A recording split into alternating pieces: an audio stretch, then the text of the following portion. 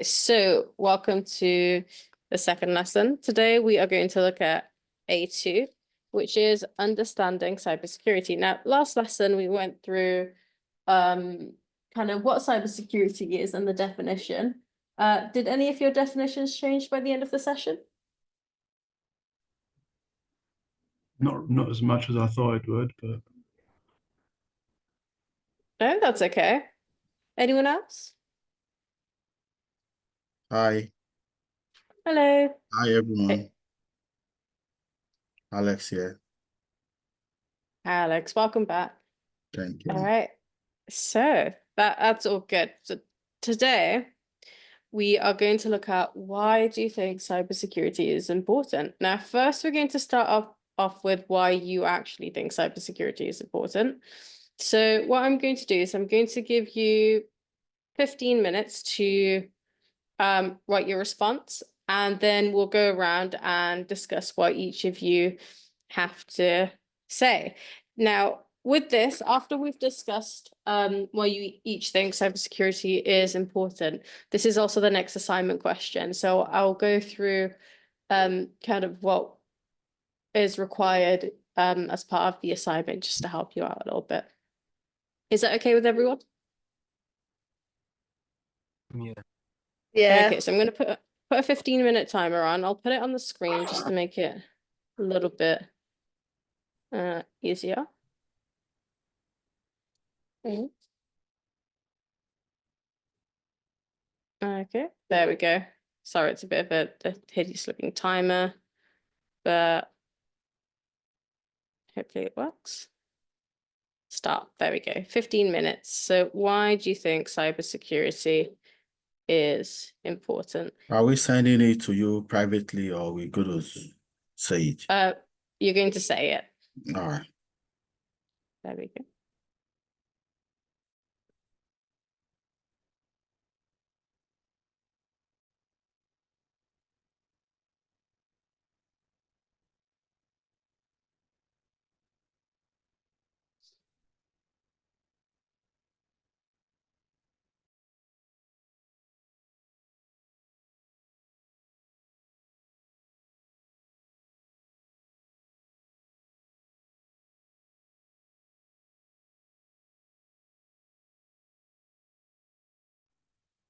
Hello, for those who've joined a little bit late, what we're doing at the moment is you're writing a little response to why you think cybersecurity is important. And you've got 13 minutes to do it now. Once you've done it, we'll go around and listen to each of your answers. And then I'll give you a bit more of a chunkier answer that you can use to inspire your answer for the assignment. All right, so any questions, let me know. There is no right or wrong answer at the moment. It's just what you think.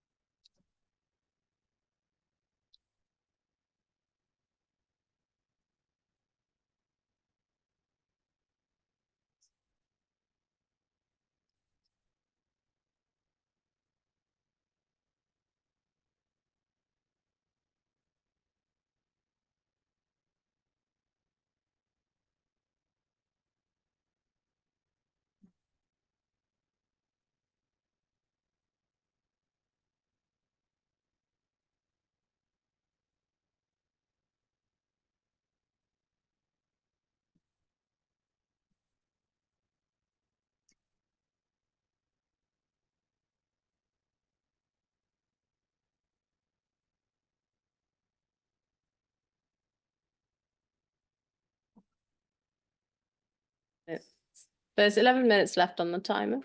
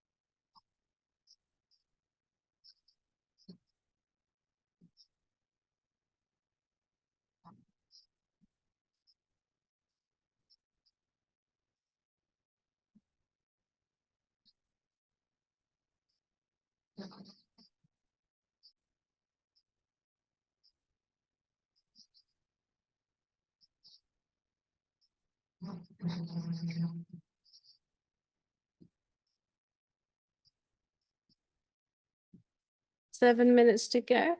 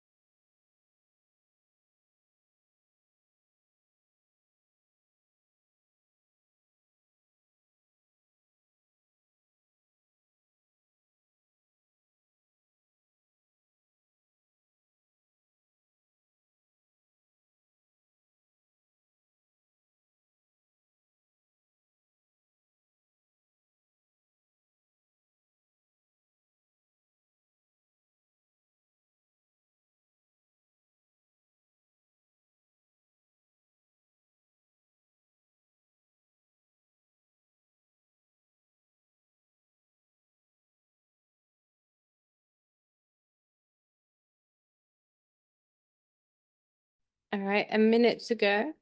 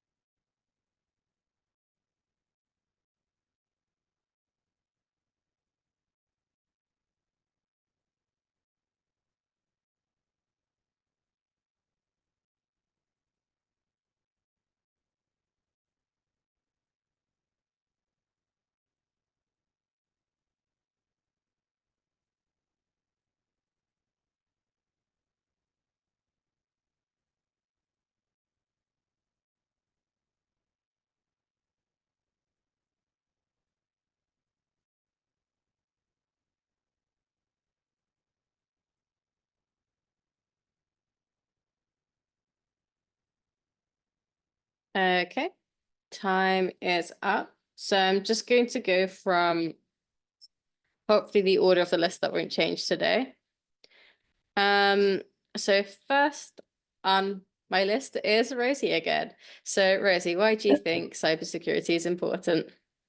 So I've put it protects people online from having their data stolen, and in an information-based society, personal data is a valuable commodity. So that could be like your banking details, even your name and like your address, like because people can get like doxed and stuff, which like I mean is scary to know that like strangers on the internet can find out your address really easily. It's crucial for protecting like businesses online. And obviously if a business gets like hacked or anything, they have like usually they have to give like compensation, like when PS5 got hacked, the Play Store got hacked and all the like the details got stolen, they have to give like loads of compensation out, which is obviously bad for the business. And it's important because government systems such as like healthcare, if you watch Grey's Anatomy like I do, they had an episode where they were like controlling the machines in the ICU and stuff like that, which I think is just insane. So if that's like what like the capabilities are, like it's cybersecurity is really important in like stopping stuff like that happening. Yeah. And it's also uh like I've got some insider information that the National Library got hacked, basically has been held to ransom, but they only stole like the HR payroll personal data. But if they'd have got access to the actual like documents, and they could delete centuries worth of information that's been stored online, like it's just insane. So yeah, it's really important. Yeah, that's all I've got so far. Perfect. No, you gave some really good examples. You had your kind of pop culture reference with Grey's Anatomy. You had your real life references. You've covered all the grads. So thank you, Rosie. That's really good.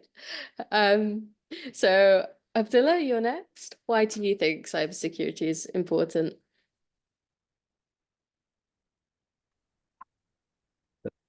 Uh, Cybersecurity is important. It protects individuals, businesses, and governments from a range of risks and threats in the digital world, such as data protection, economic impact, national security, or just personal safety. Yeah. So that's correct as also personal safety, national security, etc. Perfect. Alex, your turn. Yeah, Why do you think so? yeah, Cybersecurity is important? yeah.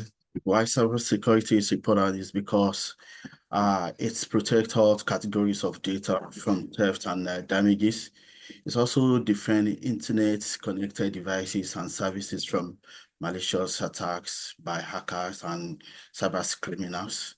And the reason why it's so important is because to avoid legal fines and penalties from government, to maintaining employee and customer trust, safeguarding business operations, better security posture, protecting organization against paying a ransom, and then staying ahead of the competition. So there won't be any competition when people trust you.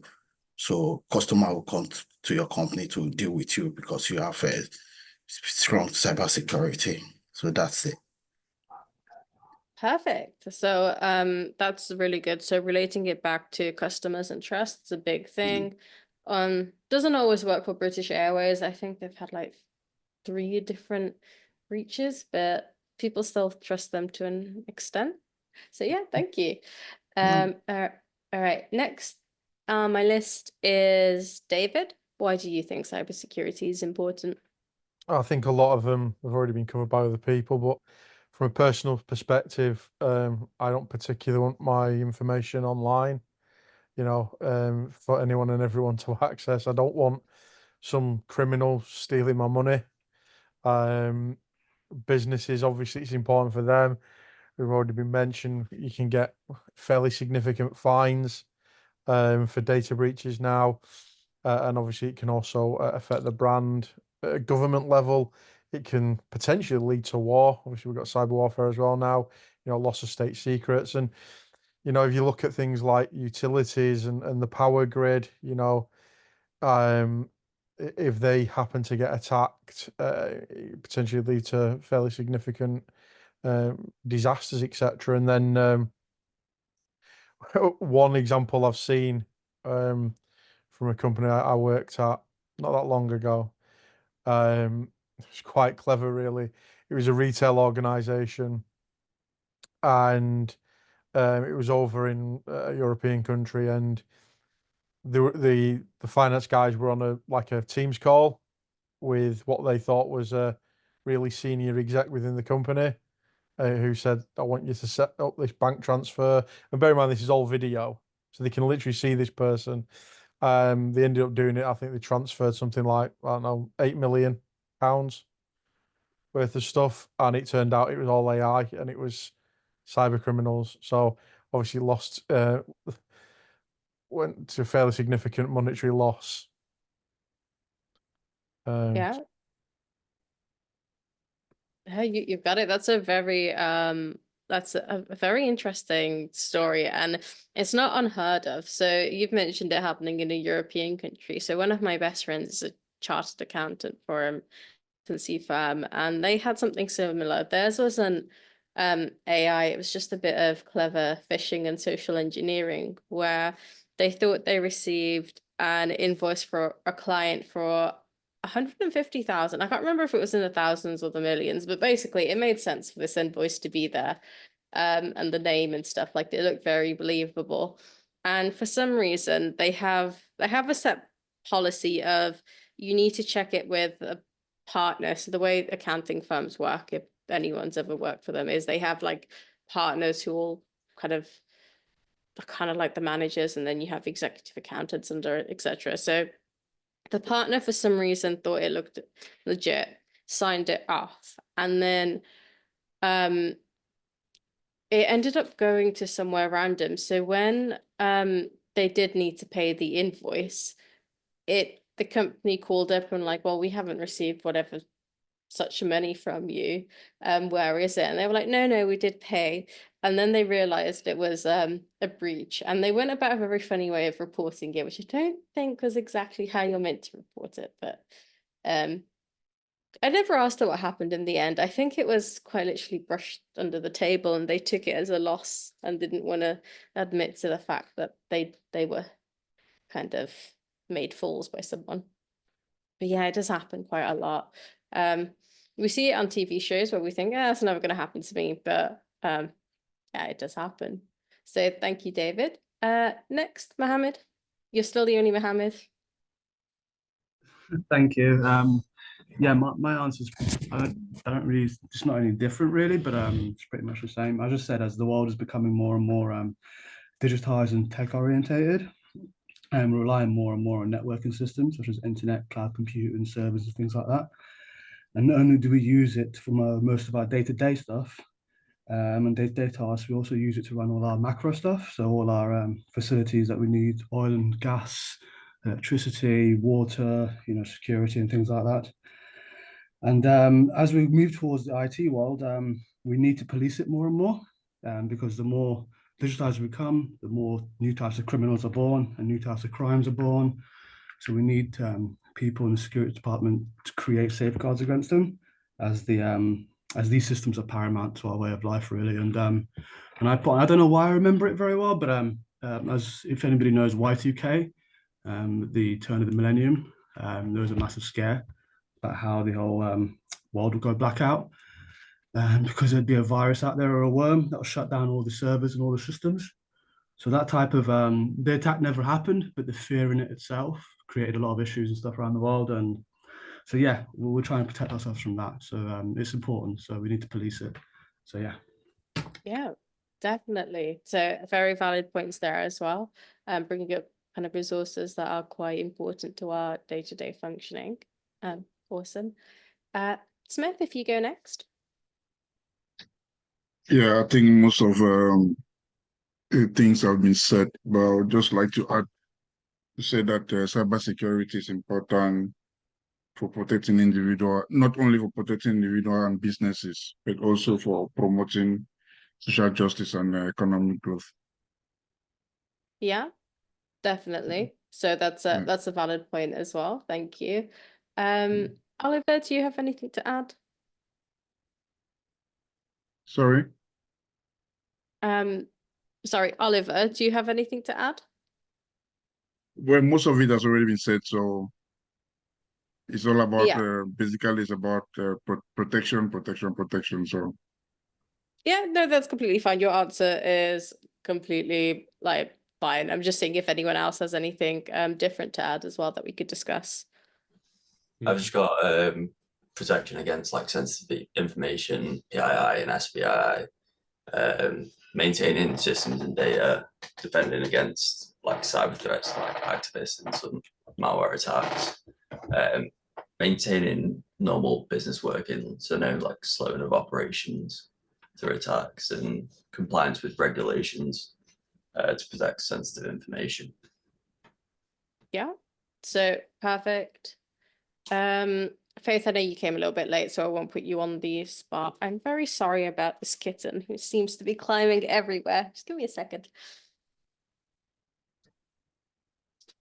There we go. Hopefully she won't come back. So now what I'll do is I will go over what the workbook says, which may or may not have all the points you need for your assignment for today. So I would listen closely. It is available to you as well, but just hint, hint. So cybersecurity is essential for protecting all types of data from theft and damage. This includes sensitive data, personally identifiable information, health information, intellectual property, financial data, and governmental and industry information. Without effective cybersecurity, an organization can't defend itself, and they're a tempting target for cyber criminals. The increasing use of internet for banking and business, along with the growth of cloud services and the Internet of Things, means that it's becoming even more important to integrate cybersecurity into all computing systems and networks. At the same time, cyber criminals are becoming more sophisticated and better organized. This means that a simple firewall and a little antivirus software are no longer enough to protect organizations and individuals from cybercrime. On top of this, cybercrime is constantly changing and evolving to adapt to security measures, so cybersecurity must also constantly change and evolve in order to stay one step ahead of criminals. Organizations of all sizes also need to be informed about their duties under regulations such as the GDPR and how to meet that. So basically don't do what my friend's company did. In addition to making cybercrime more common, the growth of the internet also means that ordinary people are better informed about security breaches at large organizations. So even though they're better informed, they don't necessarily know what it means for them. A lot of people see it on the news, and a lot of people will brush it off unless you're particularly techie or you've used said company. So for example, with all of BA's breaches, so that's British Airways, the majority of people will read it and think, boo-hoo. If you're someone who is a frequent customer with British Airways, you're going to care a lot. And if you're someone who's working in cyber, you're also going to care as well. You want to know what happened, what went wrong, how do we prevent that from happening to us? In addition to making cybercrime more common, the growth of the internet also means that ordinary people are better informed, like we said. This means that a breach can now cause irreversible reputational damage to the organization involved. Now, BA are extremely famous for their breaches now. Not that anyone cares, everyone still uses them. They're still somewhat luxurious, but they are now known for it. Okay, so we have a little video here to help you as well. So a lovely TED Talk. Love TED Talks. They're often a lot more engaging than a lot of other videos. So I'm just going to share sound and play that.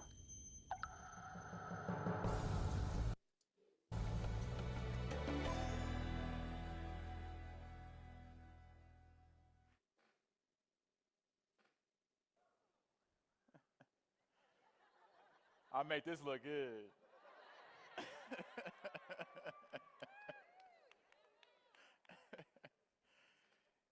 I'm Dr. Romeo Farinacci, first name Filipino, last name Italian. As you can see, I'm neither. Is there any other way of turning it up a little bit more? I have a lot of fun with my name. Let me truly. see. So this is embedded. Yeah, because my let computer's me- all the way up at the moment. Okay, does this help? I love, especially in interviews, I love when I sit down waiting and someone comes Maybe out if you can put some and- subtitles on it. Let me try there. Because it's embedded, I've literally got it up full blast, and I've No, done fair that enough. on my Yeah, own PC thank as you. well. It's just a bit. I love their expression on their face when this black guy stands up. It's awesome. But I met a lot of people with names that just don't define them. And it's really cool about that. I met guys with women's names, women with guys' names. There are so many names that are gender neutral, you know, Jackie and Bobby and Mackenzie and so forth. I had a resume come to me one time. The name was Jules Martinez. I kid you not, my expectation was a short Spanish woman. When an interviewer came to the conference room, kid you not, I had to look up to this 6-foot white guy from New York. Strong New York accent. Come to find out, his name is Julian. He just goes by Jules. But it's interesting how a name can no longer provide us an expectation of who you are. We can no longer, and it's accepted norm that we no longer judge people by their name. You can't. It's just not possible. I mean, look at that name. And that says so much that is not me, and it's crazy. I love it. It's a norm today. We no longer ask or question whether or not you are who you say you are. That's kind of the danger, especially with the internet, the way the World Wide Web is going. We can now be anonymous. We can hide ourselves. We can use the network and the internet to become anyone we want to become. The danger in that, too, is we put so much out there on the networking sites that we actually are living online. And if the bad people get a hold of this information, they can actually pervert what we are doing and who we are and actually change our image, change what we're trying to represent, modify the truth. Organizations are actually trying their best to control this. A lot of them do. That's how they market themselves. They show us exactly what they want us to see so that we believe in them, that we believe in who they are and what they're trying to promote. We also need to do the same thing. We need to take control of these networking sites and understand how we can leverage them to give the truth of who we are. That's where we are right now. We need to make sure that when we control this, that we control the network and these social sites in such a way that we use it to define us rather than the network defining us for us. Why am I here today? I'm here to talk about control. here to talk about how organizations and how we as individuals can leverage control, leverage cybersecurity to allow us to do what we need to do to feel safe, comfortable, to allow our kids to use these devices. I'm not here to talk about or define cybersecurity. A lot of us already know. If we have an intelligent phone, we're already integrated in it. I don't know if you see what I did there. I'm not here to talk about how cybersecurity career fields are on the rise, how the skills for cybersecurity professionals is in high demand. No. I'm not even here to talk about how October has been declared Cybersecurity Awareness Month. Still can't believe that cybersecurity has its own month. I'm like, man, it's weird.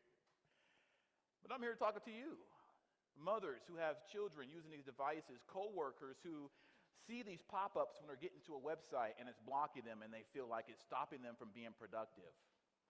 Talking to nurses who manage patient data and not necessarily knowing where that data is going, not really caring. I'm here to talk to the average person who deals and conducts transactions online without a full understanding of how to implement and control what they're doing so that we can take control. Cybersecurity awareness is all about us taking control and embracing cybersecurity instead of looking at it like it's a hindrance. I have a 10-year-old. It's my boy right there. He did something for me that really just woke me up several years ago. I was sitting on the couch. I was playing on my phone, playing a game. He came up next to me, and he was just watching. He's about 5 or 6, and he asked me this question. Did you download that game? As I answered him, I kind of stuttered because I had to step back. He used the word download at 5 or 6 years old. Not only is he using the word, he understands what it means. A word, as far as I know, did not exist when I was growing up. And now I think about it, it's taken me degrees to understand how to use it and how to manage it in the workplace, at home. And yet here he is at 5 years old who gets it immediately. Our kids today are learning about technology, learning about how to use these devices faster than we can imagine. It kind of scares me because as a parent, isn't it my job to protect them? And yet they're doing things with these devices that we are kind of naive to. Let's talk about parental controls real quick. When I was growing up, it was easy. Lock the door. And then when parents want to take it a step further, go to your room. It was easy. Nowadays, you can't do that. Not with the iPhones or the devices they have available to them, their tablets. Today, kids want to be in a room. I'm like, y'all go to my room, play my games. And without knowing how to manage what they're doing, we're actually scaring ourselves when we're sleeping at night. I do. I know I do. I have to understand what he's doing, where he's going. When he tells me that I saw this thing on YouTube, I'm like, whoa, what else did you see on YouTube? When they're on these devices, they actually have worldwide reach, which is beautiful. It's great. We need the internet.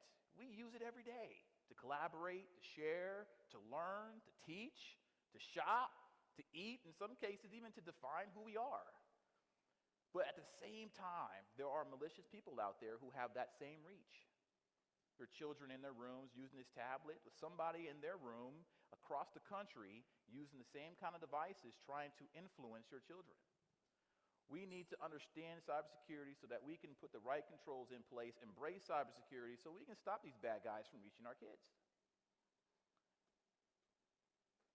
Even at the workplace, a lot of us who are co-workers and we're trying to do certain things, try to navigate the websites, we get these pop-ups and we're like, I can't do my job. I want to help change some of that. That's my goal, is to change how we perceive it. I want to realize that we want this. We need this, especially at home. We need to take that at work and say the same thing, because parental controls at work is what the CEO is doing. He's putting parental controls on his systems to make sure that his company thrives. We need to understand when we see these things happening that they're there for a reason. How many of you in here actually conduct personal business at work? Don't have to answer that. I won't. But some of us actually, There's an article actually says that some of us prefer to do a lot of these transactions at work than at home because the environment at work is more secure. It just goes to show how much we don't understand on how to secure and manage these environments at home, and how we don't really appreciate when they are at work. We're like, hey, it's good, it's secure, I can do what I got to do, but I can't do it at home because I don't know what security is, but I know they do. Security is not just about protecting intellectual property. It's not just about keeping the CEO out of prison. It's not just about ensuring quality elections are taking place. It's also about self-preservation. It's about securing your job. They have these boundaries in place, these barriers in place, I like to call them, to ensure that you can do what you need to do, that you are as productive as you need to be at work without worry of sending something to the wrong place. Imagine as a nurse, you're trying to send patient data to the physician who's going to do certain activities. You don't want to send that patient record, that patient data to the wrong place. And hopefully boundaries are put in place to prevent that from happening. Those parental controls are in place to prevent that from happening. I want to change things up a little bit. I want us to think about something. I want us to consider what cybersecurity really can do for us at home and how it really secures us. I want you guys to embrace cybersecurity when I finish this talk, because it's about you and your identity. At the end of the day, it's about your image. It's about the company's image, and the companies are already getting this. They know this, but we don't. We don't know what it's doing to our kids, to our homes. Think about bullying. 20 years ago, if my kid was getting bullied in school, I can change schools. Now we can't do that because all the bullying is done online. They're sharing it, they're downloading it, they're recording it. If I change schools, guess what? The information follows. So we have to understand how this works and how we can control what we put up there so that we can control who we are, control our kids, control our families, control us. Consider this, because I love how perception really, really weighs on people. Imagine you're driving down the freeway and a cop pulls up behind you. No lights, he's just behind you. How do you feel? Uncomfortable? Anxious? Worried? Now imagine if you're being attacked, if someone is threatening you or your family in your front yard and a cop pulls up, just happen to be driving around the neighborhood. How do you feel then? Take ambulance, for example. Rush hour, traffic. I'm trying to get home. Lights flashing behind me. Now I got to pull over. Now how do you feel? Delayed? Annoyed?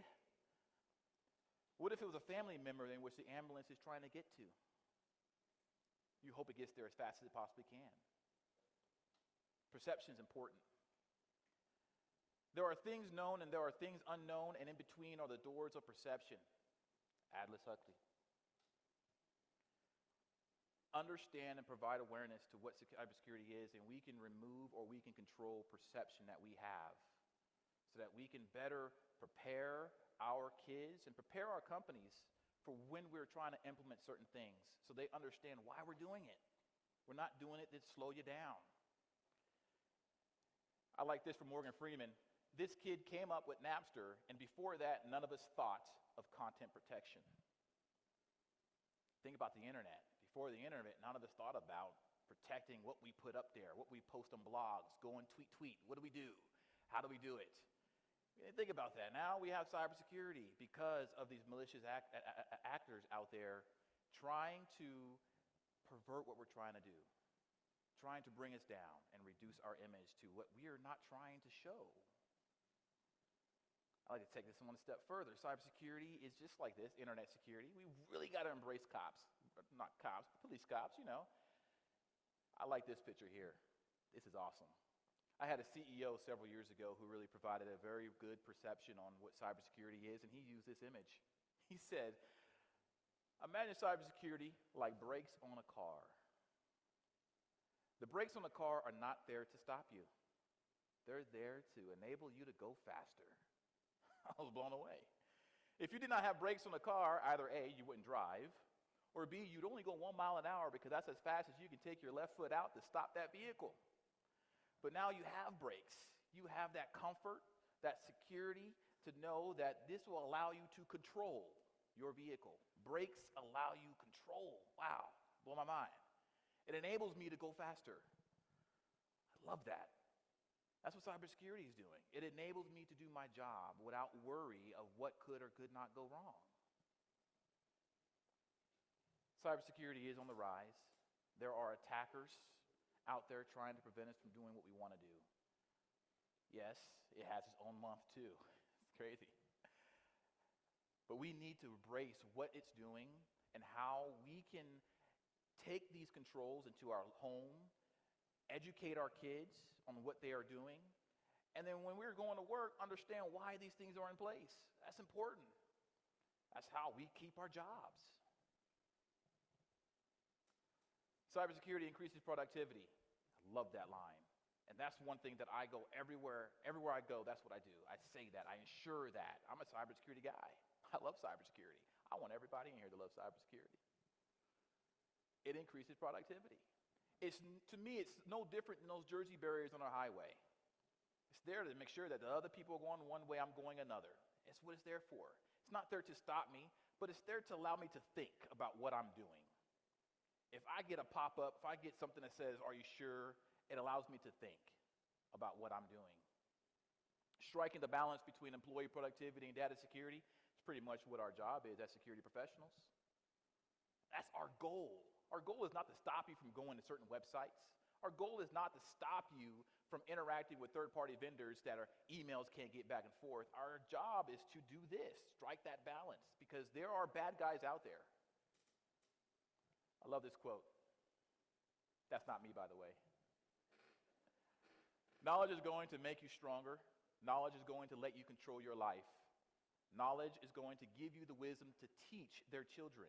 Knowledge is a thing that makes you smile in the face of disaster. I kid you not. When I think of cybersecurity, I smile. I do. I'm crazy. A lot of people think I'm crazy. But cybersecurity, if you understand its purpose, understand its meaning and what it's there for, it allows us to succeed. It allows our companies to succeed. It allows our children to use these devices and learn rather than being afraid, rather than you being afraid. I put parent controls all over the place. I kid you not. My 10-year-old has no idea that I do. He's able to do all the things he needs to do, and I know what's going on. I know where he's going. And he's still able to learn, have fun, play games, and I don't have fear. I love that. If everyone in here, and that's what I want to leave you guys with, if everyone in here took cybersecurity for real, embraced it, really understood its meaning, and then learned about it, the little things, and it's very easy. Again, if you have a smartphone, some of it you already have. If everyone took it seriously, from the government down, what would our presidency look like right now? Thank you.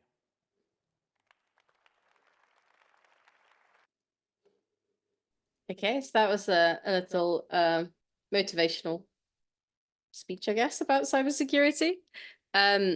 So you might be thinking, like, cybersecurity, who actually fights against cybersecurity? You'd be surprised. So when I was teaching the level 4 cyber apprenticeship, we had people from all sorts of employers, and the worst ones to work with were the rail companies. So as the apprentices, what they would have to do is one task that will, if you guys do go onto like a level 3 or level 4 apprenticeship, one task they will have to do is implement cyber training, because humans are a big problem when it comes to cyber. And then what they have to do is they have to see how many people have done this training, and then analyze the results, and then maybe make some follow-up training, or see, you know, what the issue is. Now, the problem with the trained companies, there's one in particular who's up north and has northern in the name. You guys might know who it is.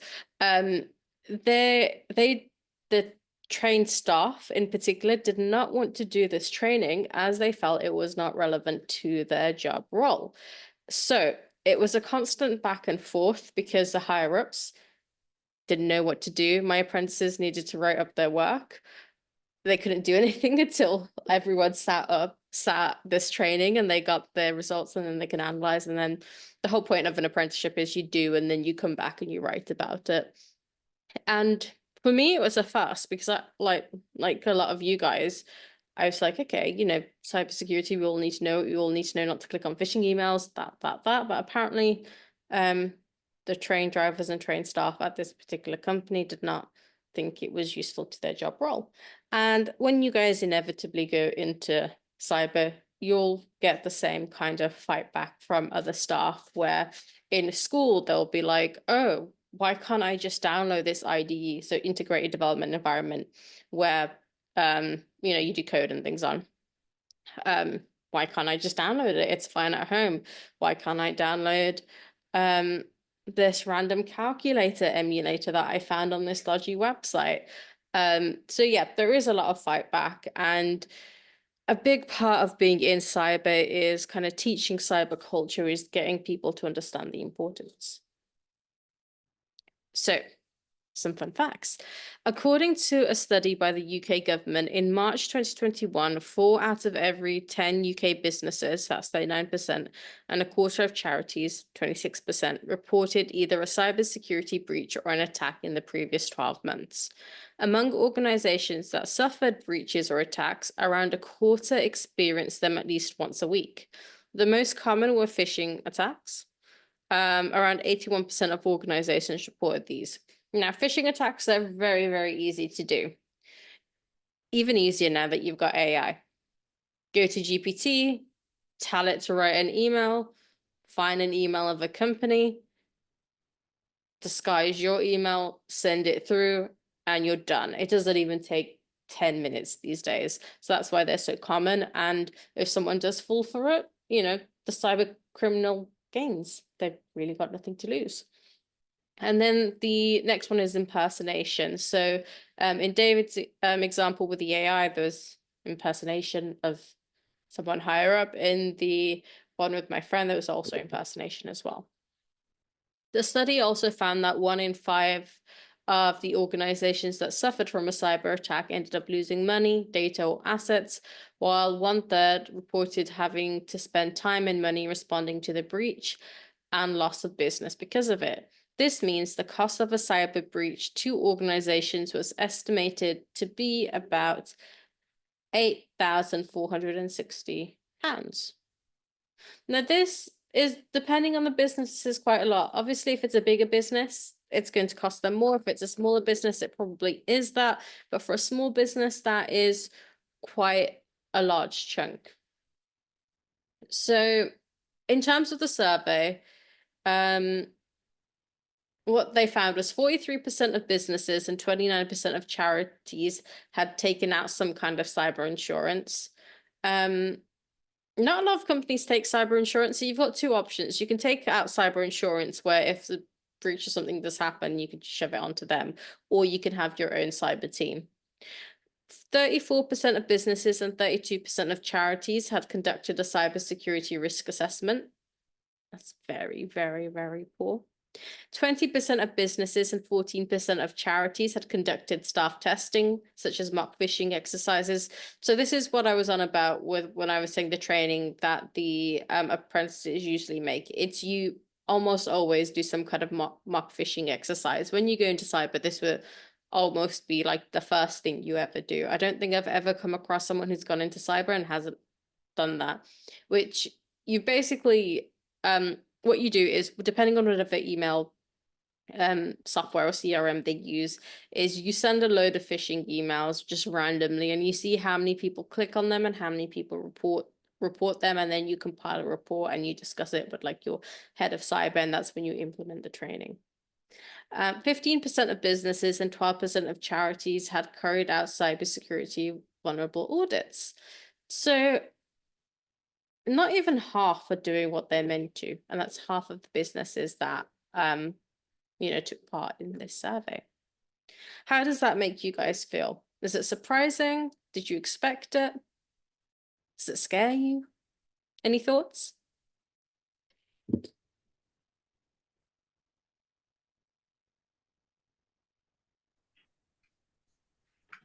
I don't think it's too surprising in this day and age, but I think it's more than I thought it would be. Yeah, that's a valid point. Anyone else?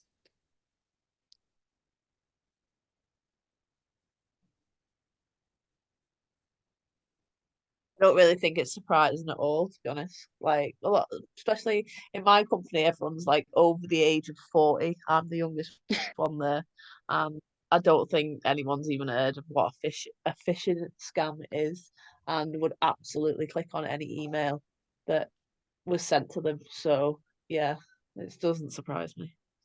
I thought it'd be worse, to be honest with you. Yeah, Probably worse. probably. Okay. Fair enough. So people are usually shocked and it scares them a little because if you think about how many organizations you're giving your data to, you've got utility companies who are a little bit better, but then you've got kind of, if you use public transport, the public transport companies, like I said,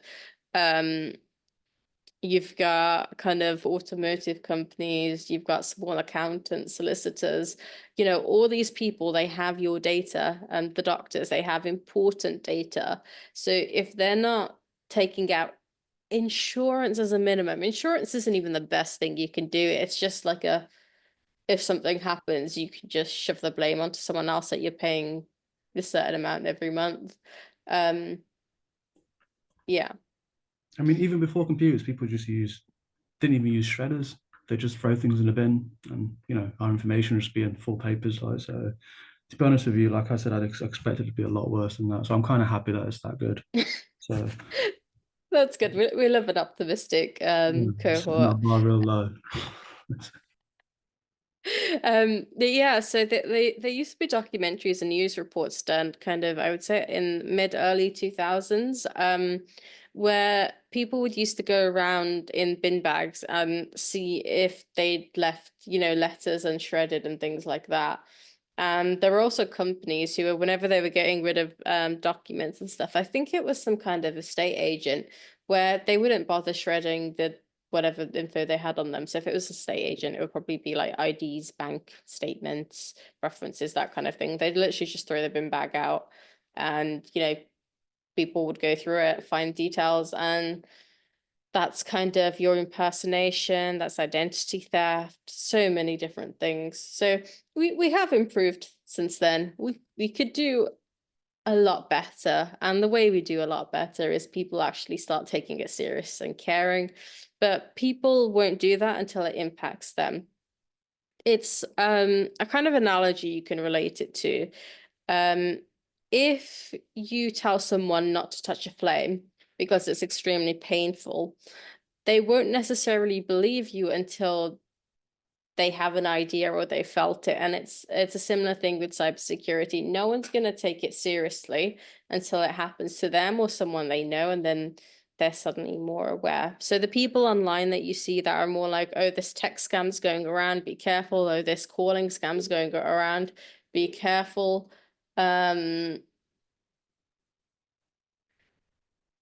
Yeah. They're the ones who've probably experienced it, or an elderly family member's experienced it. And there's just the stats in case anyone wanted a visual of them as well. Okay, so what time is it? So I don't think I gave you guys enough breaks yesterday. So today we're going to have a 15-minute break, and then we'll come back and we'll start thinking about this question. Is that okay with everyone? Yeah. Awesome. All right, so I'll see you at 45 past. Just one question, Shamima. I just wanted to ask you. You said this is a level 3, right? Yeah. Okay, cool. Sweet. Perfect. Thank you. That's okay. Hello. Hi, Shamila. Yeah. I wasn't in the class yesterday because the email went into my junk mail, and I had That's emailed okay. Oliver to let him know. I wondered if there was anything I needed to do, registration or anything like that on the first day. So you have the booking form. That pretty much puts you onto a session. I think you know how that works since you're here. Sorry, I'm trying to think from the top of my head. The session recording, for some reason yesterday it recorded locally, so I've got to send that to be uploaded. Okay. So you'll have that. The materials and things, they should also be uploaded as well. And you've got one assignment to do. Oh. So all we did yesterday was look at the terms, so confidentiality, availability, threat, hazard, integrity, just a handful, and we did various activities around them. So Okay. you haven't missed too much, Okay. and all the info's there. All right. Thank you. Thank you very much. Awesome. All right, I'll be on my break as well, so I'll be able to hear you, but I'm just going to be invisible. I will mute myself. Don't worry.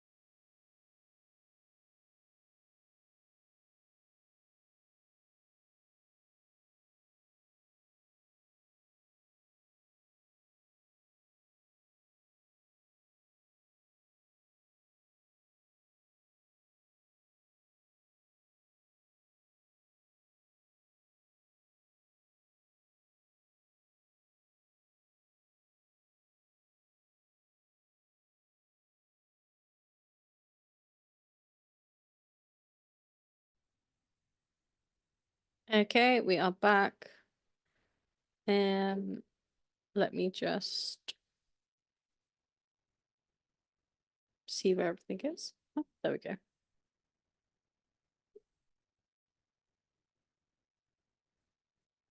Sorry, I'm a little bit off screen. Let me just move a little.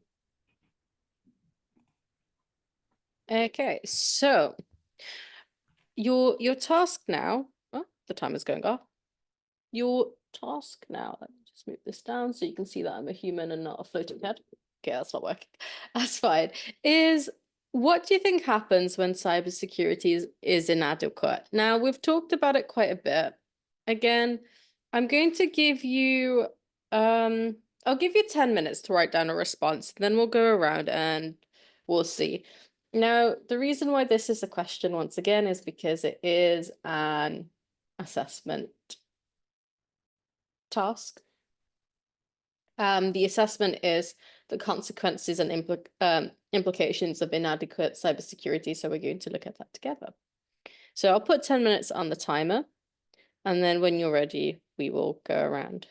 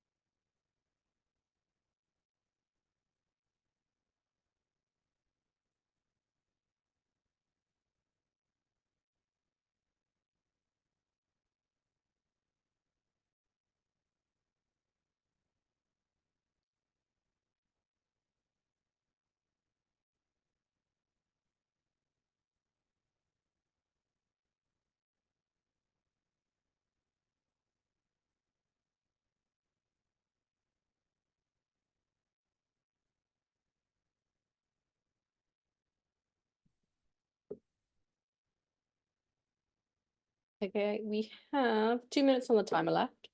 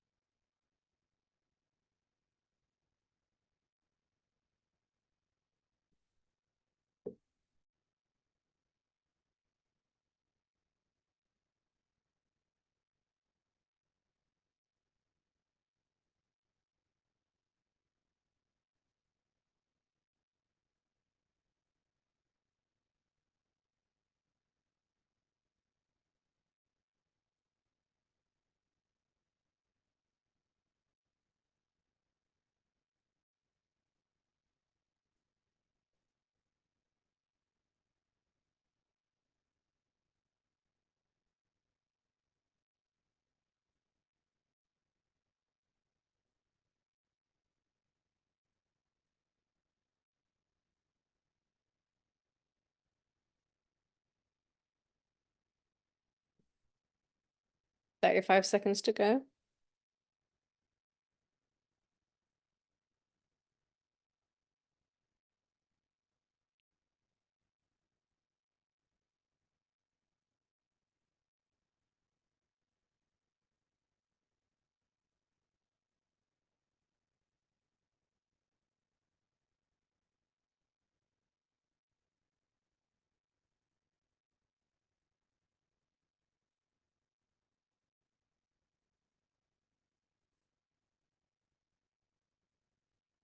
Okay, and time is up. So let's see what the Zoom list is saying today. All right, so Zoom has chosen you first, Abdullah. So what do you think happens when cybersecurity is inadequate? Uh, Cybersecurity is inadequate. It exposes and all the variety of risk consequences. To the theft, financial loss, reputational damage, and so on, which could result in difficulty attracting future clients. Yeah, perfect. You are cutting off quite a bit, but I got reputational damage, exposing something. So I got the gist of it. So you're on the right track. That's fine. Alex, what do you have? Yeah, inadequate cybersecurity is a weakness that can be exploited by cyber criminals to gain access to a computer system, install malware to steal sensitive data, and it's going to cause the company to phishing attacks, distributed denial of service attacks, and ransomware, and then it's going to cause the company from being trusted from the customer and all that. Perfect, thank you. You've got a lot of there's a huge list. I'm just ticking it off as you guys get your points. So you got a lot of them. David, how about you? Oh yeah, long list from a individual perspective. You've got things like identity theft, financial loss, loss of privacy, potentially emotional harm as well. In terms of stress or reputational damage, like if private photos etc. are leaked. Businesses, you got data breaches, ransomware, penalties, obviously operational disruption. With governments, you got things like espionage or election interference, and things that we Yeah. see more and more, things like spreading of misinformation. Yeah, The general Uh, growth in cybercrime. yeah, you've got it. There's some very good points mentioned there. Awesome, thank you. Faith, what do you have? Well, inadequate cybersecurity could lead to a number of losses for a company, and it could cause serious consequences, which include data breaches.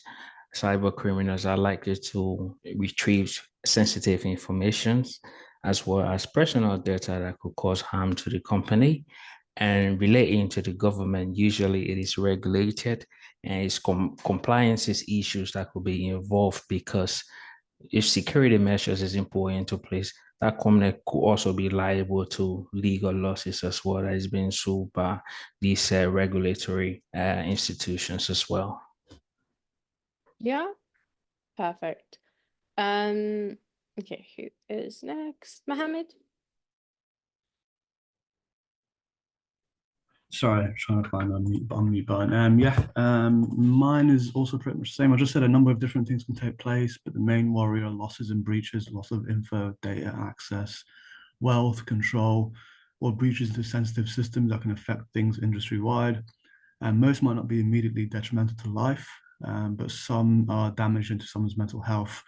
You can also have things like that are major risk and dangerous, such as cyber terrorism, as they can breach into systems that control air traffic, road traffic control, electric substations, dam control. And these forms of security breaches can cause a lot of damage to society, could grind societies to a halt until the problem is solved. And these further on can cause financial, reputational, operational disruption and damage, and can cause major issues towards public trust, creating a form of unease and anxiety in the public. Perfect. Oliver? I've just got data breaches, loss of PI, SPI can be stolen or exposed, financial losses. Like organizations can face huge fines or expenses recovering from attacks and loss of business. Operations disruption, downtime in systems affecting business productivity, increased vulnerability to threats, allowing hackers to exploit more vulnerabilities and execute more attacks using malware and social engineering when proper cyber training isn't put in place.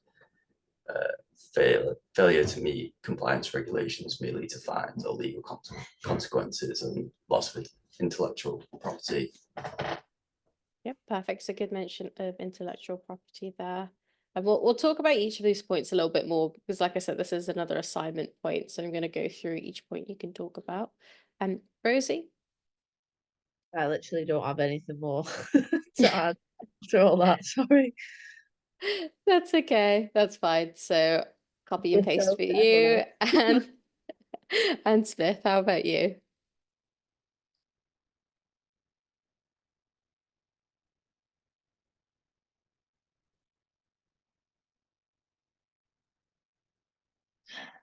Yeah, when there is inadequate cyber security systems and networks, the system network and data, they will be exposed to vulnerability, and this will lead to more threats and attacks.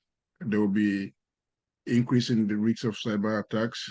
There will be financial losses for companies.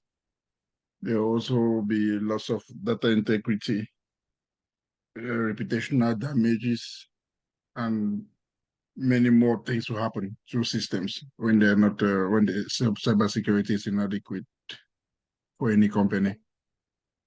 Yeah, perfect. So between you guys, everyone, you've ticked off most of the points. So I'm just going to again go through what it says on the workbook. So a successful cyber attack can cause major damage to an organization or individual. It can lead to a loss of revenue as well as the time and money spent on fixing the problem, and can also cause a loss of trust and even regulatory fines.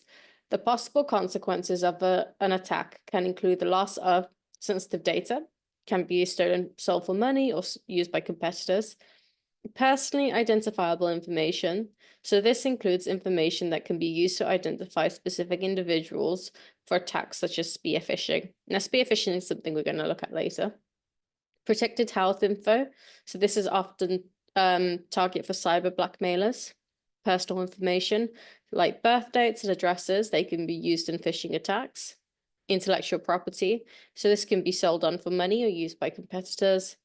And industrial information systems. So detailed information on this can be used to launch more sophisticated and damaging attacks specific to the business. All of these things, they're going to have economic, reputational, and legal consequences, which is what we're going to look at next. So your next task. Oh,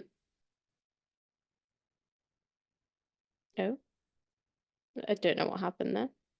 So with this one, I think the task is written wrong, but what I want you to do is research what the economic cost of cyber attacks is.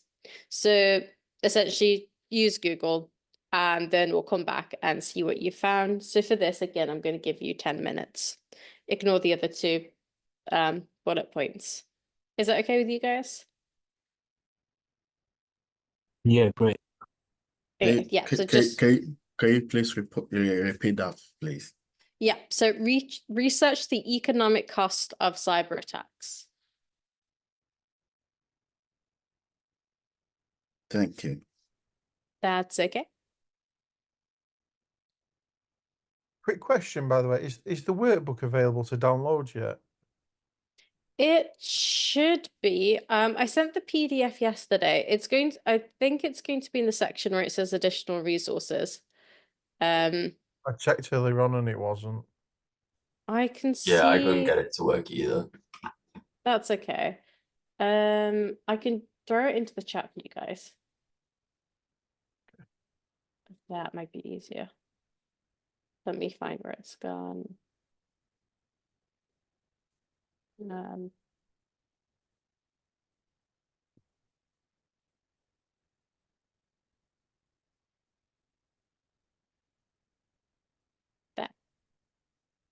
So basically each unit has its own workbook. There's 6 units, so this is the one for unit 1.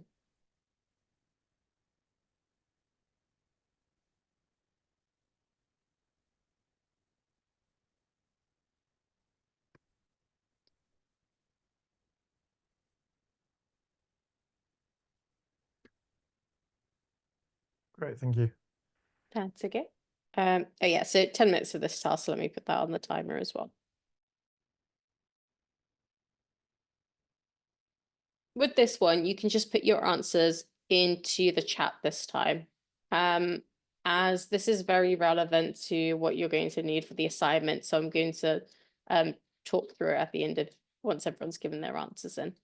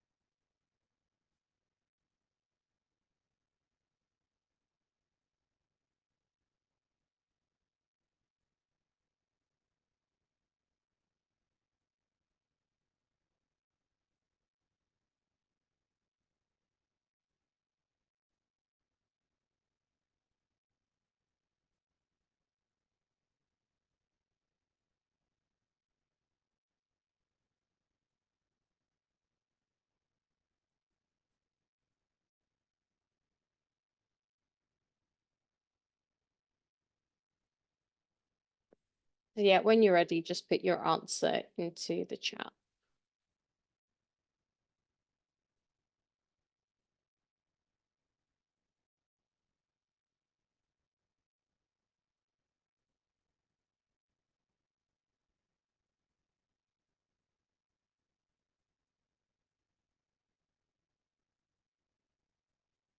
Thank you, Oliver.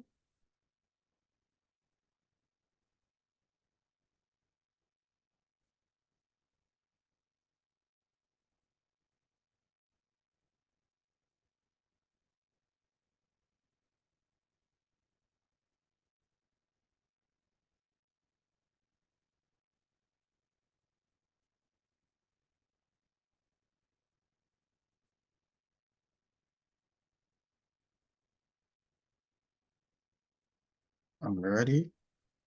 Okay. Thank you. Let me have a look. So when you're ready, just send your answer to me in the chat. The shots. Oh, okay. Yeah.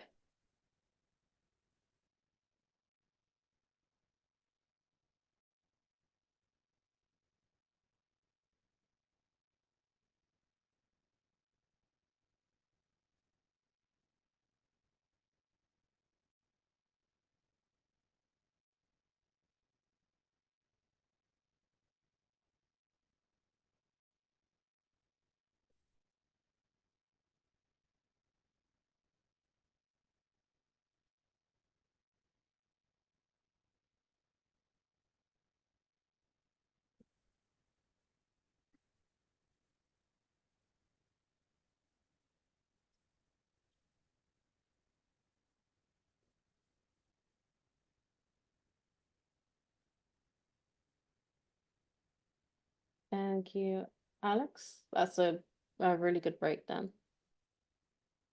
Thank you, Rosie. Thank you, David. Thank you, Oliver. All right, we're doing really well.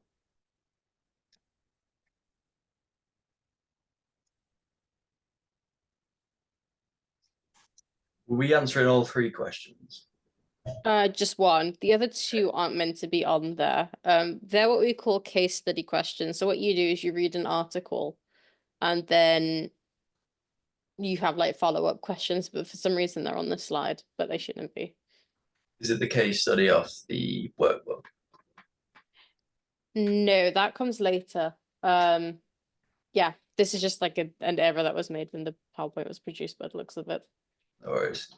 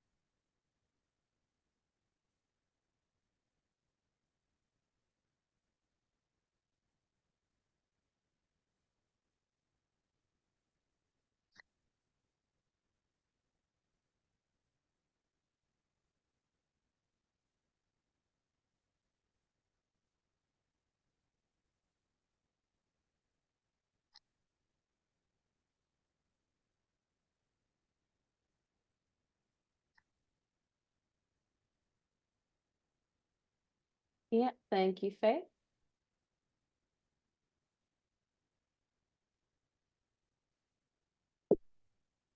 Okay, 20 something seconds left.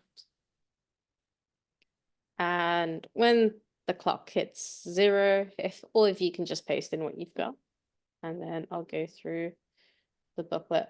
Hopefully the little workbook will help you as well. The PowerPoints are based on it,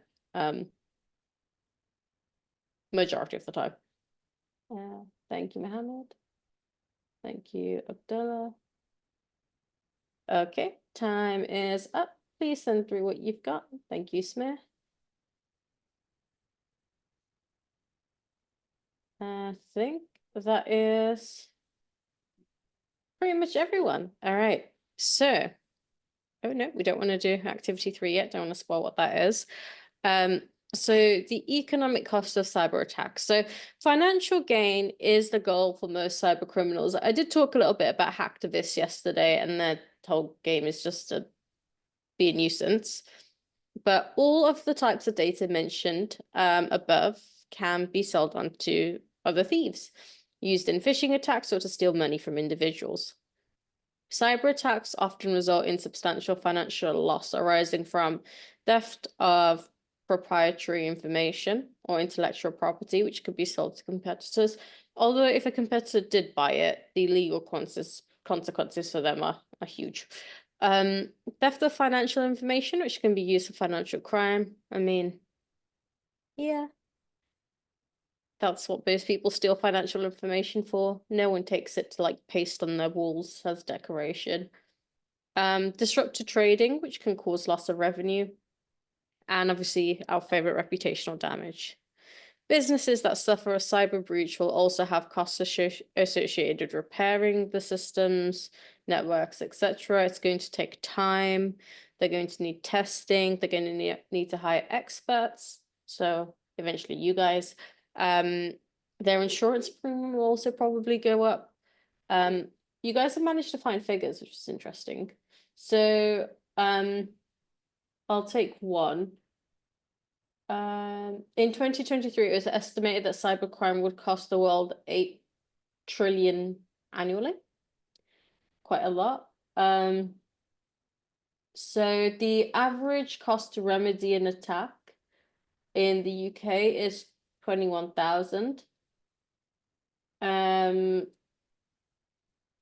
costs about 27 billion per year in the UK. So as you can see, there is a significant cost to it, and that's why cyber professionals are needed. Okay, so your next task, again, do you feel like 10 minutes was enough for that, or would you prefer 15? 10's all right. 10's all right. That's fine.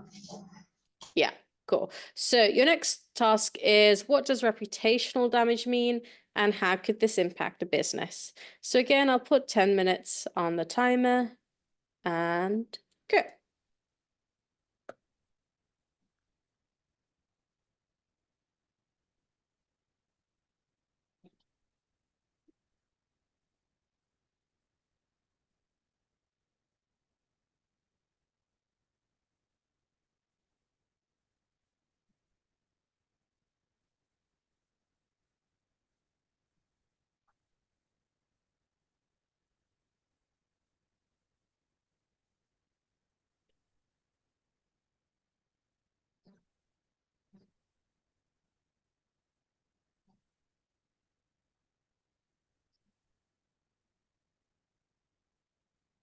Hello again, Valo. I think you left and then didn't rejoin for a bit. We're just looking at this activity here. So when you're ready, you can jump in. Again with this one, if you can just put your answer in the chat. Okay, I shall do that. Thank you. Do you answer both questions? Yeah, both questions, please. So it's like reputation is blah, blah, blah. This can impact a business, blah, blah, blah, like that. So 2-ish paragraphs.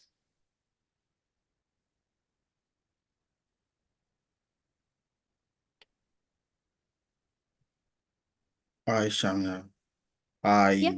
I'm going to resend the first question. Yeah, because I Yeah. didn't put it the two others question along with it, so I just edited it to new one now. Okay. No, that's fine. That's completely fine. Don't worry. Okay, thank you.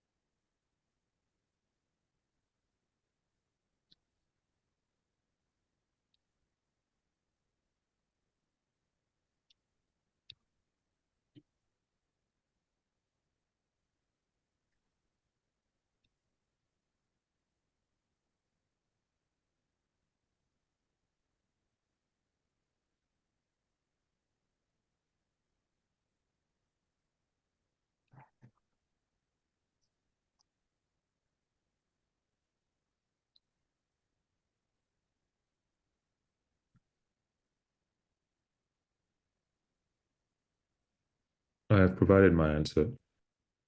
Thank you. We've got like 10 minutes, so now you've done this one. You can have a break until we move forward onto the next task.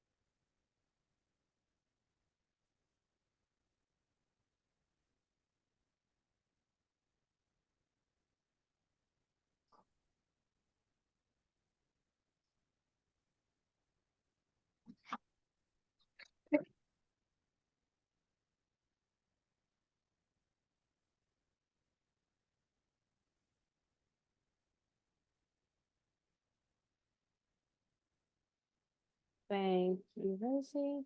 Thank you, Alex.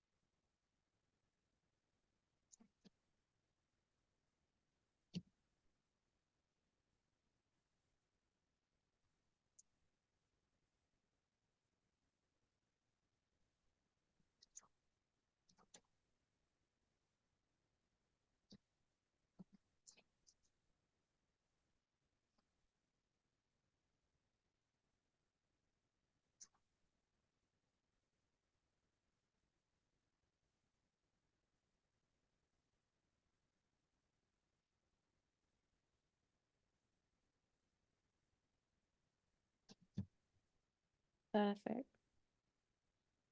Thank you.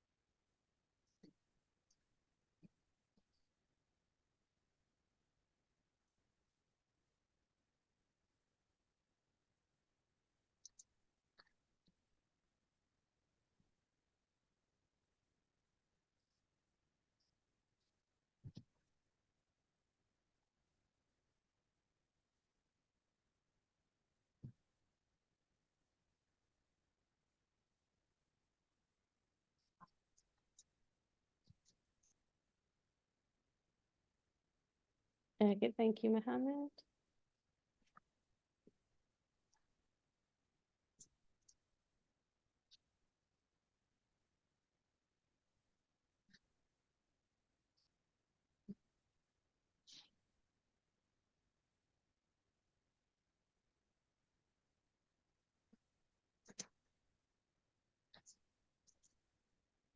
Yeah, perfect. I think that's almost everyone. We do have a minute left, so I'm gonna wait until the full minute and then go through the answer. Sorry, Shamila. That second message I sent you wasn't part of the activity. It was just a question I was asking you. Oh, sorry, I marked that by mistake. No, don't worry. I was expecting that.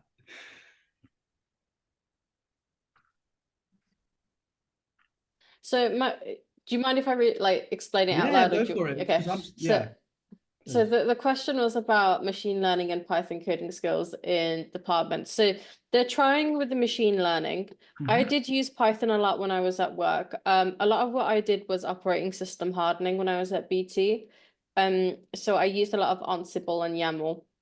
Okay. The Python mostly came with, and I guess HTML, CSS, JavaScript came with like micro apps that were getting me to develop for like internal things and training and what have you. They, for their proper industry type projects, they were using Java.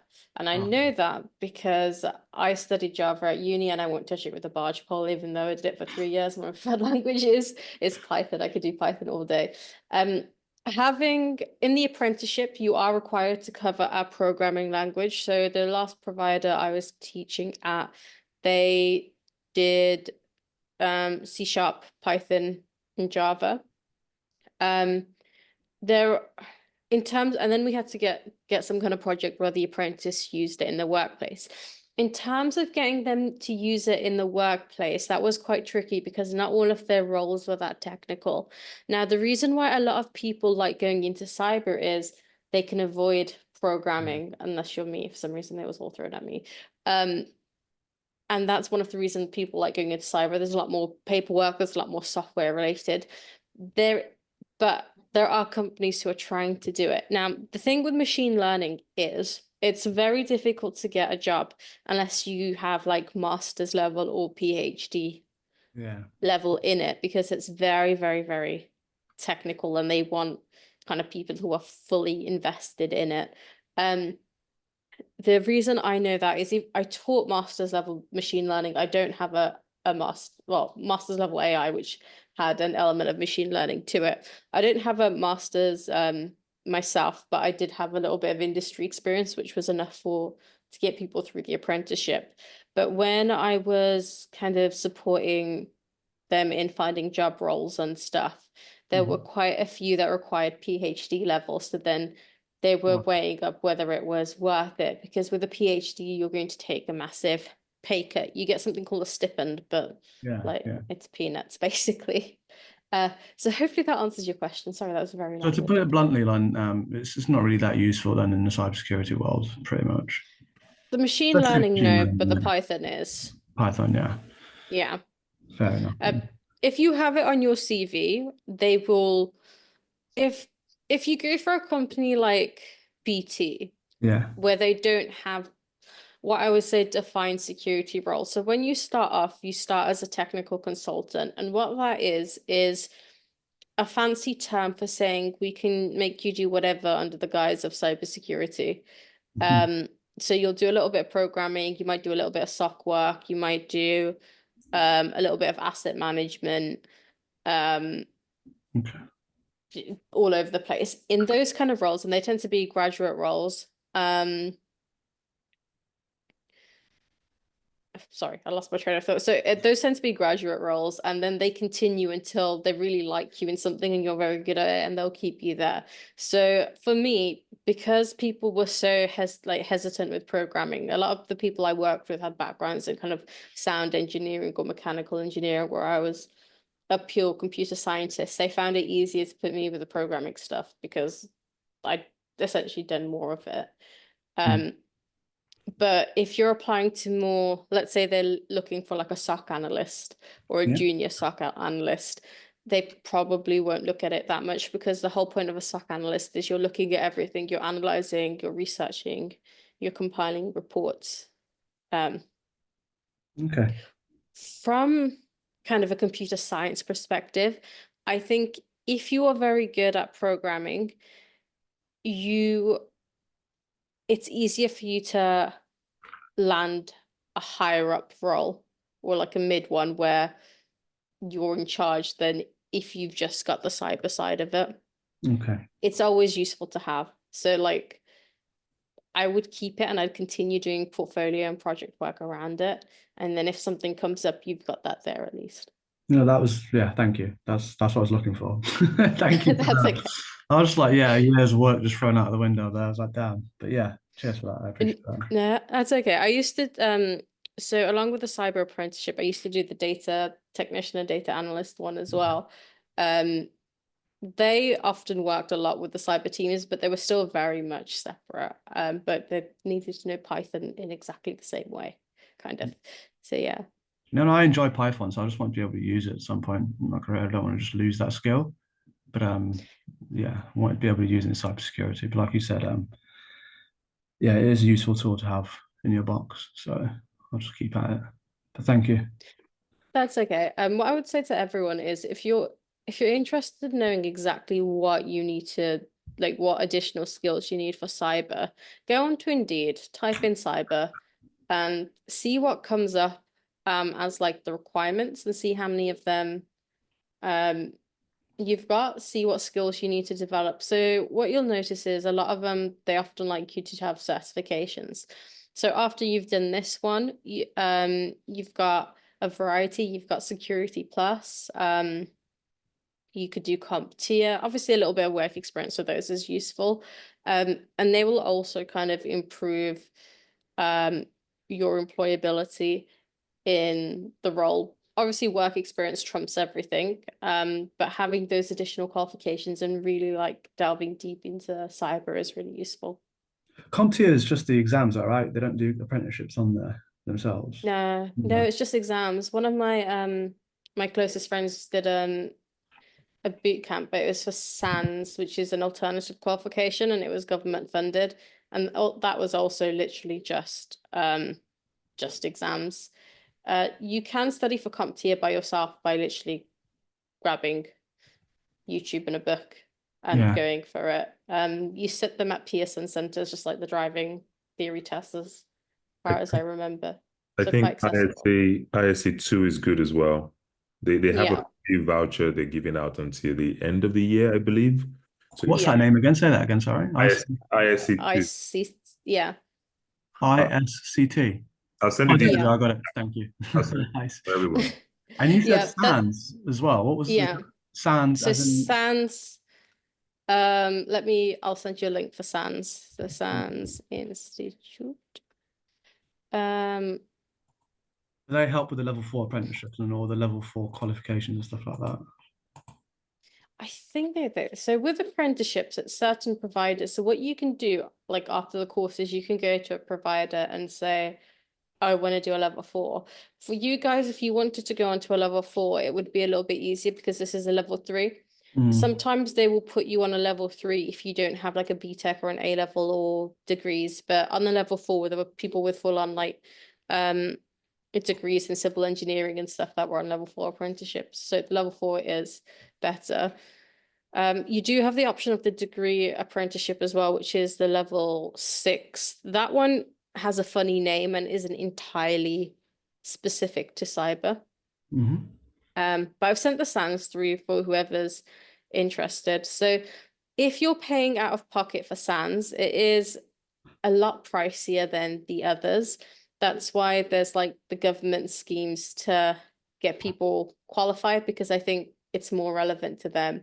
And they pay for your exam and one research. It's a free like boot camp thing if you qualify.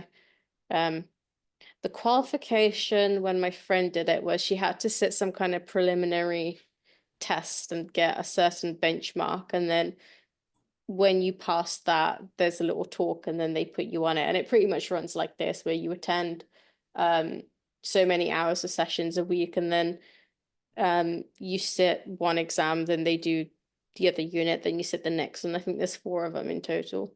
Yeah, I found a few, but a lot of them were paid. So at the end of this course, when you finish this, do they just help you get a list of places that you can go?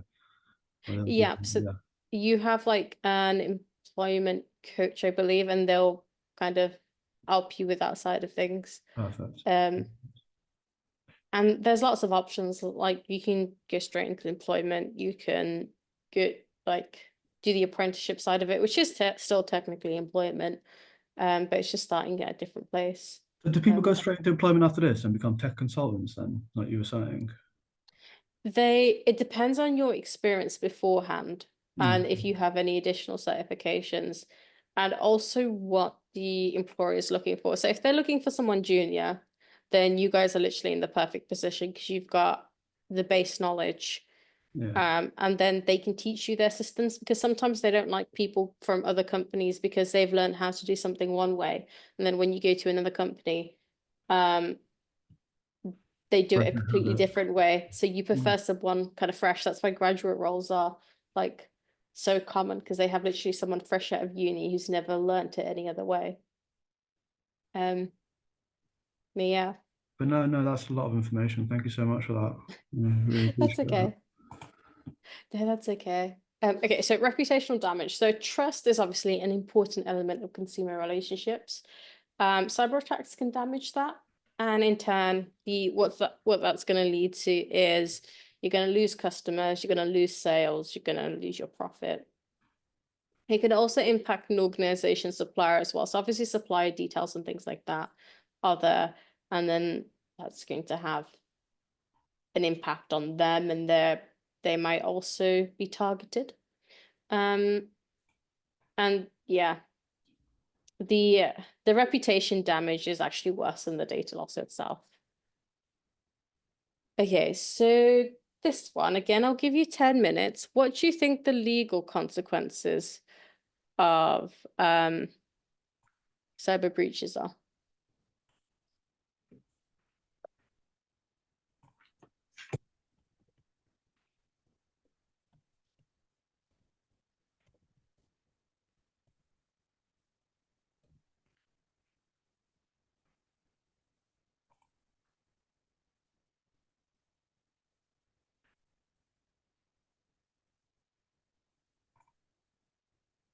Did you want us to speak, or did you want us to put in the chat?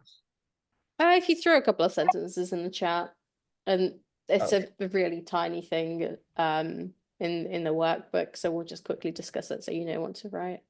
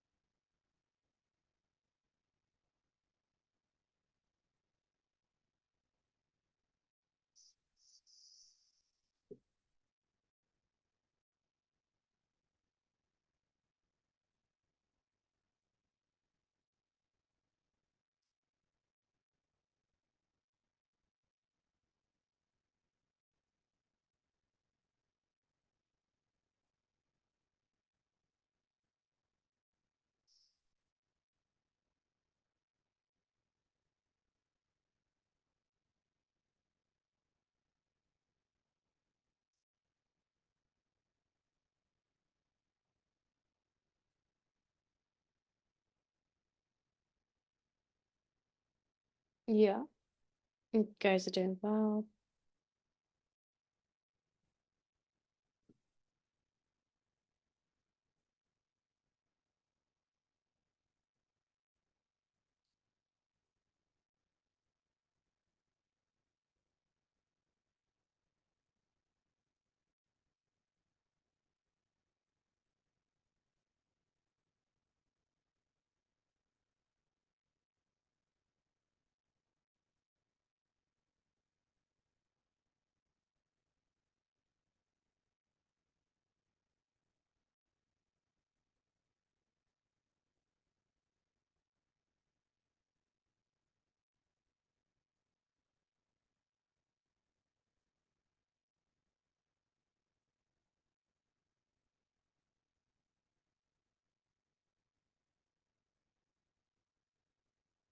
Thank you.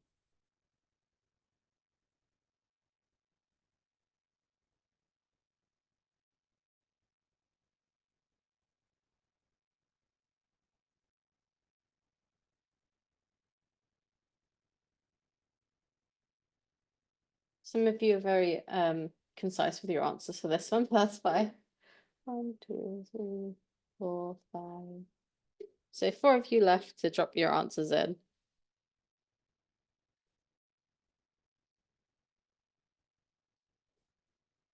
Yeah. That has to be the most concise answer so far. All right, I will yeah, I will go over it. So data protection and privacy laws require organizations to manage security if the data is accidentally or deliberately compromised. So it's important to know that if something happens accidentally as well, in the UK, you've got to let the ISO know if something like that happens. And they'll just most if it's accidental, they'll give advisory. They won't like fine straight up as far as I've seen. But if it's kind of, deliberate and there are massive consequences, there'll be fines. Other legal consequences are if a hacker obtains sensitive information such as bank details, they can be put on the dark web. And if others have access to sensitive information like that, then an organization might find that its banking and credit card facilities are withdrawn or they're in breach of privacy laws. A third party might also file a lawsuit against an organization if they've incurred a loss themselves. So lots of issues. This is a case study. Now, we've only got 10 minutes, or 11 minutes left, so we don't have much time to look at it, but I'll talk through it with you guys and then you can finish it off as part of the homework. So, the accountant for a small hotel, the Rendezvous Inn, began to receive insufficient fund notifications from the hotel's bank when he tried to pay the hotel's monthly bills. The accountant notified the CEO, who conducted a review of the accounting records and found a serious problem. A few weeks earlier, the CEO had clicked on a link in an email that they thought was from HMRC, and it wasn't. When they clicked the link and entered their credentials, cybercriminals captured the CEO's login informations. This gave them full access to the CEO's business and personal details, including banking information. The criminals quickly emptied the hotel's bank account of more than £1 million and accessed the hotel's computer system, stealing the details of people who had stayed there in the past. What might be the consequences of the attack for this hotel? So the whole point of a case study is you have like a little story or an article, and then you've got some like lessons learned from it. So for this one again, what I want you to do is put your answers into the chat, and then we'll have a little discussion.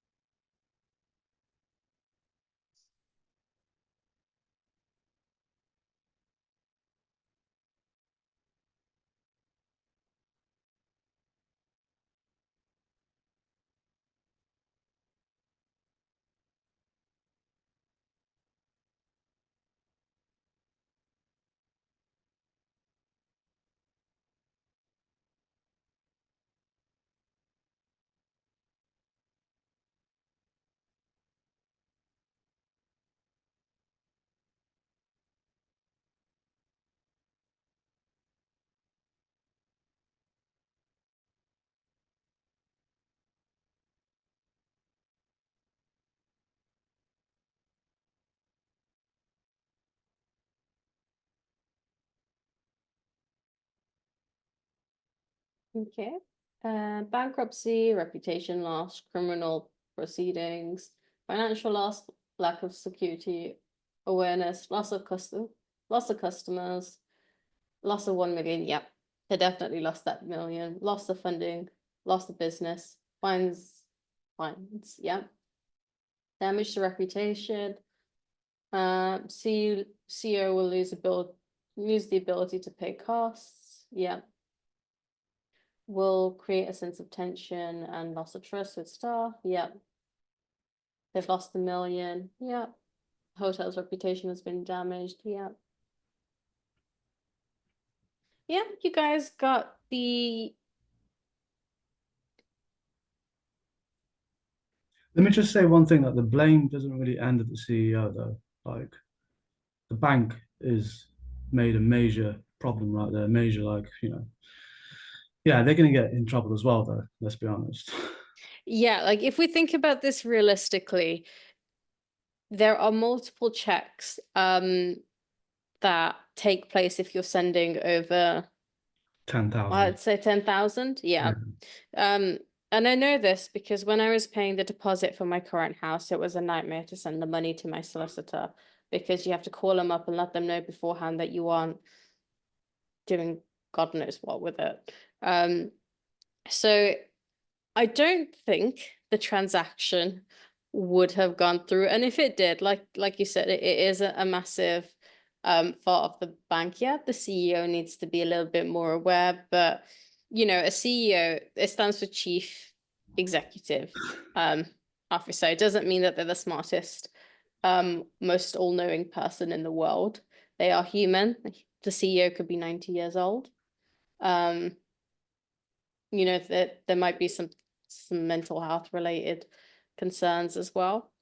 And in all fairness, the majority of the financial stuff should also be going through the finance department, unless it's a particularly small company, which, I mean, it's a small hotel, but they're still going to have a finance department because I doubt the CEO is going to sit there and do payroll and all of that.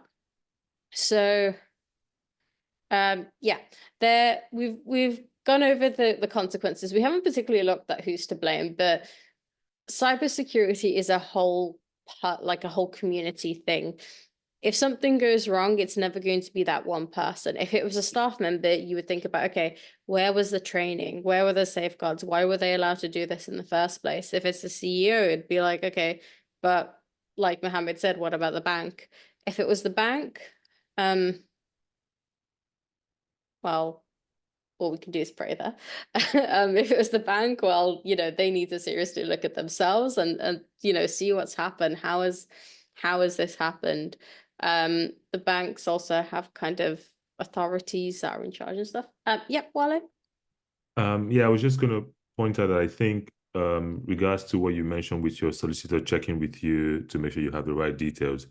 Only recently have I think the FCA, I'm not sure which governing body, introduced or made it a factor that the names on the bank account have to be the same. So in the past, you could actually use any name. The only check that was being done was sort code and account number. And until recently, people just slap in any name. And I think that's how those fraudsters were able to perpetrate those fraud. They would intercept emails and they'll give a different source code account number, slap in any name, and the processing banks would accept it. And then when it was found that that's how this was being done, they then made it a thing where that's why now when you're trying to send money, regardless of how little the money is, if the name is different, you get a flag to say the name doesn't match what we have. Can you double check before you proceed? Yeah, that's it. It's only you're right. It's only been in the last couple of years where banks have said that when you're transferring like 10 quid to someone as well. Yeah. That's a very valid point. Thank you.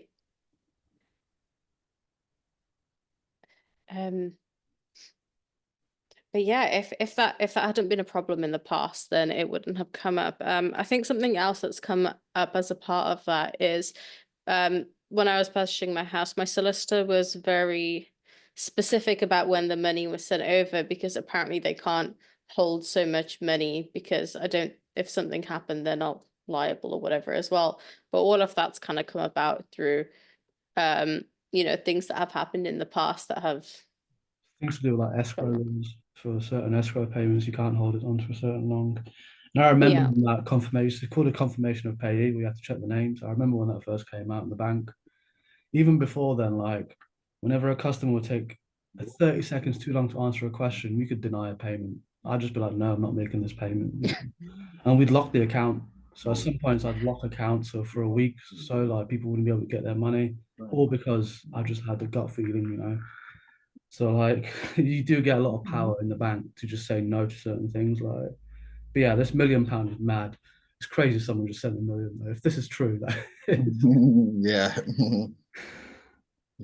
Yeah, it does have like £1 million mad, but a lot of companies, like not small companies necessarily, but they can easily get that as revenue. And they can easily mess up like that. Like I said, with the accounting firm that my friend works at, they messed up on I'm sure it was hundreds of thousands. I don't think it was 1 million. But it was quite a lot of hundreds of thousands, which is still like a big amount to mess up on. So yeah, I didn't realize when you work for a bank you had kind of that much power. I always thought they must go through several people before you could do something like that. no, I've sent people.